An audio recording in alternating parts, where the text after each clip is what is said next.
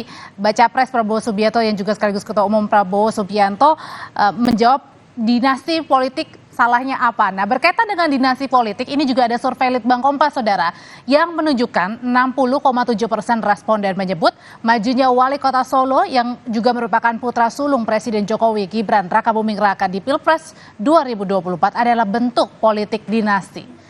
Survei dilakukan dengan pengumpulan pendapat melalui telepon pada tanggal 16 hingga 18 Oktober dan lebih lengkapnya kita akan bahas terkait dengan isu politik dinasti ini terkait dengan majunya putra sulung Jokowi Gibran Rakabuming Raka di Pilpres 2024 bersama peneliti Litbang Kompas Yohan Wahyu. Selamat sore Mas Yohan.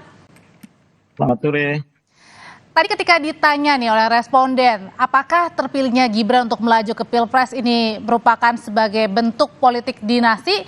Ada 60,7% menyatakan iya, sementara 24,7% menyatakan bukan bentuk politik dinasti. Sisanya responden menyatakan tidak tahu. Jadi ini bisa dikatakan respon publik negatif dengan majunya Gibran? Iya, sejak pendapat ini kan juga sering kita menangkap persepsi publik ya. Kita tahu ketika jajak pendapat ini dilakukan, proses di Mahkamah Konstitusi itu kan sedang berjalan ya. Dan kita tahu opini publik pada saat itu memang selalu dikait-kaitkan wacana Gibran Rakabuming Raka dalam bursa capres itu dikait-kaitkan dengan wacana soal politik dinasti.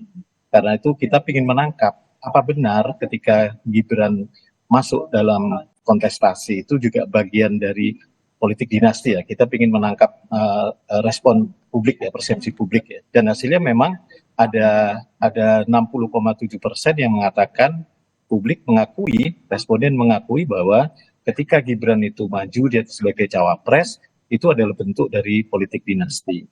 Sebagian yang lain menyatakan sebaliknya tidak menjadi bagian politik dinasti.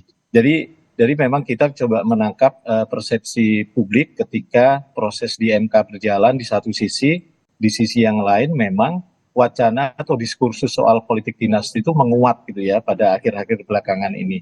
Padahal kalau kita lihat rekam jejaknya, Gibran ini kan muncul ketika Pilkada 2020 seperti halnya Bobi Nasution, iparnya yang juga maju di Pilkada Kota Medan di tahun 2020.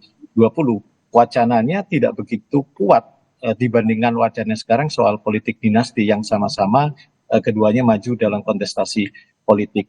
Tensinya menjadi kuat ketika memang proses di MK, kemudian hasil MK itu kemudian menyatakan ada yang menyatakan usia 40 tahun menjadi kepala daerah atau pengalaman usia 40 tahun bisa maju Pilpres atau pengalaman sebagai kepala daerah. Artinya memang tensi yang membuat isu politik dinasti ini menguat dan muncul itu tidak lepas dari polemik dari putusan Mahkamah Konstitusi. Jadi berbuat tonnya negatif ketika hasil putusan MK. Karena kan tadi baru saja kita dengarkan bersama Baca Pres Prabowo bilang salahnya apa kalau politik dinasti. Prabowo juga demikian seperti itu. Ya, sebenarnya kan tidak ada yang salah dan netral saja ya awalnya ketika kita bilang politik dinasti dalam konstelasi politik, hampir semua tokoh sebagian besar kan juga memiliki dinasti. Tapi kan sebenarnya sejauh mana proses prosedural itu dilalui gitu ya. Kita tahu seringkali pernah dulu ada anggapan ketika dipilih langsung oleh rakyat sebenarnya sah-sah saja.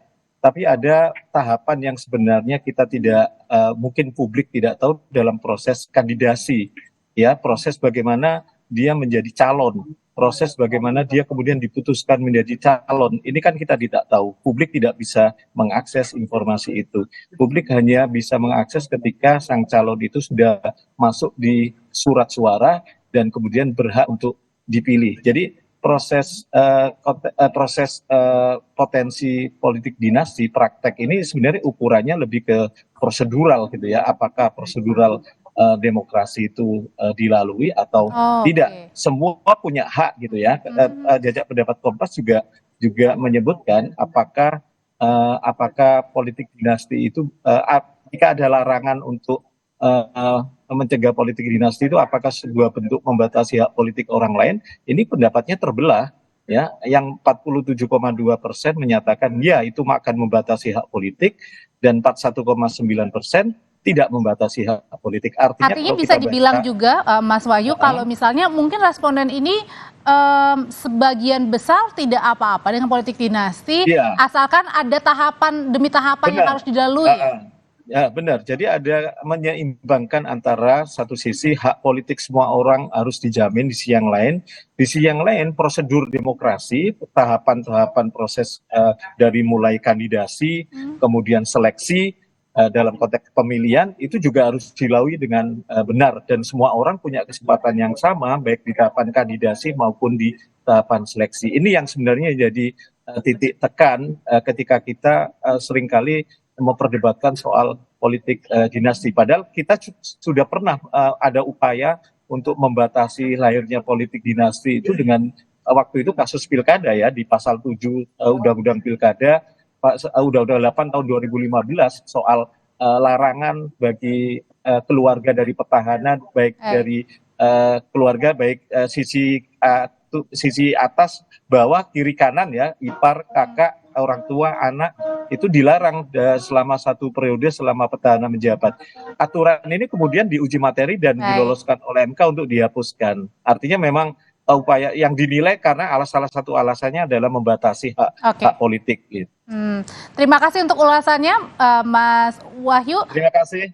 Peneliti dari Litbang Kompas terkait dengan dinasti, Mas Yohan maksud saya, terkait dengan dinasti politik Gibran Rakabuming Raka yang juga putra sulung Presiden